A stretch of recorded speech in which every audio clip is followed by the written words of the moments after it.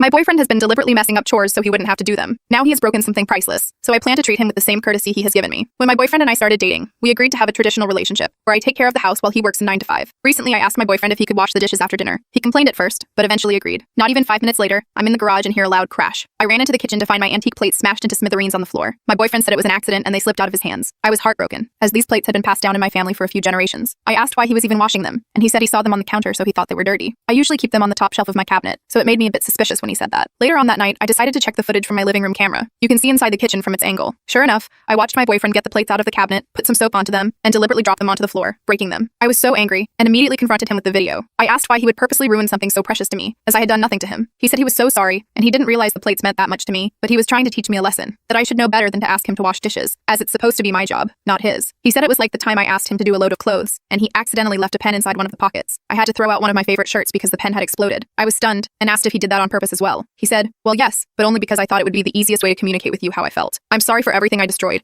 but you need to understand your place in our relationship as the caretaker. I was furious, and told him to get the hell out of my house. He just stood there and said he had squatter's rights as we had been living together for a few months now, so he wasn't going anywhere. I told him to get out or I'd call the police, and he just shrugged, saying they wouldn't do anything, and in the morning I would be over this whole mess anyway. He went into our bedroom and locked himself inside. Up till now, I had really enjoyed our arrangement, as it gave me time to work on my hobbies and mental health. It also helps a lot that I actually own the house we live in, and I run a small business on the side, so we aren't struggling at all. After the argument, I went into the guest room and just cried. I love my boyfriend, and we have always been really good together. We have the same goals in life, having kids and eventually getting a dog. We both enjoy hiking and rock climbing together, as well as going out clubbing now and again. But now I was starting to realize all the little ways he has manipulated me for the past year of our relationship. I didn't even want him to move in, but he convinced me to let him. I was torn between hurt and angry all night, and was unable to sleep. By the morning though, I had a plan. First, I called my lawyer and asked about my options to get him the hell out. He told me I could change the locks once he left, or he could start an eviction process. I said I'd be ready to change the locks, but he still might find a way in, so it would be best if he started the process. Then I went into the kitchen and acted as if everything was normal between us. I just didn't make any physical contact with him as I prepared breakfast. He sat down at the table, waiting to be served, just like every morning. Only this time, when his plate was given to him, all of the food was burnt to a crisp. The plate was also slimy from the previous night's food. He asked what the hell this was, as he couldn't eat it. I said, oops, guess I messed up a bit. He just shrugged and went back to the bedroom. I asked why he wasn't going to work, and he explained he had called out and was going to be staying home for the next few days. The bastard probably figured I would have changed the locks on him if he left. No problem. I'll just do some laundry then. I gathered up all of his white clothes and put them into the washer and started it. Only, when the load was done, it appeared that a red jacket had been mixed in,